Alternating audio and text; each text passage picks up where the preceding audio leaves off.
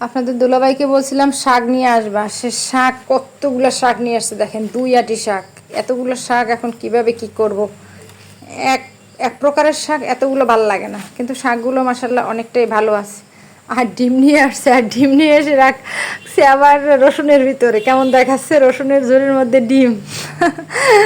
দেখতে কিন্তু ভালোই লাগতেছে। এখন এই শাকগুলো কোটা বাছা করি। আর এই কলমি শাকটা অনেক বেশি ভালো লাগে আমার কাছে। ওই যে দেখালাম 2 আটি কলমি শাক নিয়ে আসছে আপনাদের দুলাভাই, সেই কলমি শাক ধুয়ে সুন্দর কেটে কুটে পরিষ্কার করে নিলাম। কচিটুক কচিটুক রাখা হয়েছে, আর শক্ত শক্ত যে ডাটা প্লাস লাল লাল যে পাতা হয়ে গেছে সেগুলো সব ফেলে দিয়েছি, যার কারণে মনে হয়েছিল যে অনেক শাক, কিন্তু এখন কিন্তু অনেক শাক মনে হচ্ছে না। আগে সিদ্ধ করে নেব, তারপরে আবার ফোড়ন দেব। এভাবে কলমি শাকটা রান্না করলে আমার কাছে বেশি ভালো লাগে। একবারেও করা যায়, কিন্তু ওভাবে করে নিলে বেশি স্বাদ লাগে মনে হয়। প্রথম যখন দেখিয়েছিলাম তখন কিন্তু কড়াইটা একদম ভরা ছিল, আর এখনও কিন্তু রান্না শেষ হয়নি। জাস্ট সেদ্ধ করার পর এখন আবার ফোড়ন দিয়েছি, পেঁয়াজ রসুন অল্প একটু চিংড়ি মাছ শুকনো মরিচ এগুলো দিয়ে ফোড়ন দিয়ে নিলাম। এখনও পানি পানি বের হচ্ছে, এটা যখন শুকিয়ে যাবে তখন কতটুকু হয়ে যাবে দেখেন তো। কালকে বলছিলাম যে 2 আটি শাক, এত শাক কী করবো, এখন দেখছি কতটুকু হয়ে গেল। কলমি শাক রান্না শেষ, আর এখন রান্না করছি এই যে সয়াবিন। ফার্স্ট টাইম যেদিন আমি সয়াবিন রান্না করেছিলাম সেদিন সয়াবিনটা অনেক মজা করে রান্না করছিলাম, কিন্তু দুর্ভাগ্যবশত সেই সয়াবিনটার ভিতরে বালু ছিল। মানে রান্না মজা হয়েছে, খেতেও মজা হয়েছে, কিন্তু বালুর কারণে আর ওইভাবে খাওয়া যায়নি। বালু তো মানে দাঁতের মধ্যে সে কিচকিচ করতেছিল। যতই মজা হোক না কেন, এটা তো আসলে শান্তিমতো খাওয়া যাবে না। তাই আজকে সেকেন্ড টাইম আবার এটা নিয়ে আসলাম, বেশ কয়েক মাস আগের কথা সেটা। দেখি এবার দোকানদার তো বললো যে এটার মধ্যে ওরকম কিছু নাই, বালু টালু। যাই হোক, সব রকমের মশলা দিয়ে ভালো করে কষিয়ে নিচ্ছি। গোশটা যেমন রান্না করি সেম, একদম গোশের মতন করেই রান্না করলে হবে। কষানো শেষ, আর এটা গরম পানি দিয়ে সিদ্ধ করে নিয়েছি, 4-5 মিনিট সিদ্ধ করে নিয়েছি। তারপর পানি ঝরিয়ে নিলাম, এখন কষিয়ে নিব।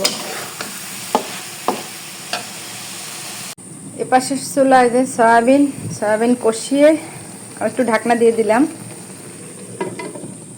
আর এপাশে এই যে কচু রান্না করব। এটা হচ্ছে আমাদের যে বাড়ি, সেই বাড়ির পাশে বিল্ডিংয়ের সাইডেই হয়েছে, আমাদের একদম বিল্ডিংয়ের গা ঘেঁষে লাগানো হয়েছিল। অনেক বেশি হয়েছিল, কেটে ফেলছি, তারপর আবার নতুন নতুন বের হয়েছে। দুধমান কচু, এটা অনেকে চেনে, হয়তো অনেকে চেনে না। মানে কচু তো কচুই, কিন্তু এক একটা কচুর এক এক রকম নাম হয়। এইটার নাম হচ্ছে দুধমান কচু, খেতে অনেক বেশি ভালো। আর এই কচুটা কখনোই গলা চুলকায় না। যাই হোক, এখন আগে একটু সিদ্ধ করে নেব। এটা ইলিশ মাছের পাশে দিয়ে খাওয়া যায়, চিংড়ি মাছ দিয়ে ভাজি করা যায়, যে কোনো মাছের পাশে দিয়ে ভাজি করে খাওয়া যায়, কিন্তু আজকে আমি ঘন্ট করব, একটু মাখা মাখা।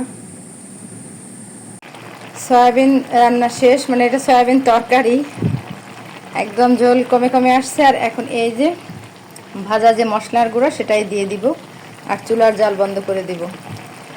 আমি একসময় সয়াবিনটা চিনতামই না, কিন্তু পরবর্তীতে অনেকের মুখে শুনে শুনে বুঝলাম যে না, এটা খেতে অনেক ভালোই লাগে। আগের যে তরকারিগুলো সেগুলো সব রান্না শেষ, আর সর্বশেষ ছিল এই যে কচু, সেটাও কিন্তু রান্না প্রায় শেষ। মানে আজকের দিনের মতো সকালে যেটা রান্না করলাম সেটা তো সকালে ভাত তরকারি খাওয়া হলো, তারপর দুপুরে 3টা তরকারি রান্না হলো। এই যে কচু ভাজি করা হলো, শাক ভাজি করা হলো, আর সয়াবিন তরকারি রান্না হলো, ভাত করা হলো। যাই হোক, আজকের দিনের মতো হয়তো রান্না বান্না শেষ। পুরো ভিডিওটা যারা এতক্ষণ ধৈর্য ধরে দেখলেন সবাইকে অসংখ্য অসংখ্য ধন্যবাদ পাশে থাকার জন্য, সাথে থেকে পুরো ভিডিওটা দেখার জন্য। আর অবশ্যই সবার কাছে অনুরোধ থাকলো, ভিডিওটা দেখার শুরুতে প্লিজ একটা লাইক দিয়ে দেখা শুরু করবেন, যারা এইমাত্র ভিডিওটা দেখা শুরু করছেন। আর যারা দেখতে দেখতে এতক্ষণ চলে আসছেন, তারা যদি লাইক দিয়ে না থাকেন, এখন প্লিজ একটা লাইক দিয়ে তারপরে ভিডিওটা শেষ করবেন, এবং অবশ্যই একটা কমেন্টস করবেন যে আপনার কোন অংশটা ভালো লাগলো, কেন ভালো লাগলো, কোনটা ভালো লাগেনি, বা কোনো পরামর্শ থাকলে অবশ্যই দিতে পারেন। আর এখনকার মতো আপনাদের কাছ থেকে বিদায় নিয়ে নিচ্ছি। আল্লাহ হাফেজ।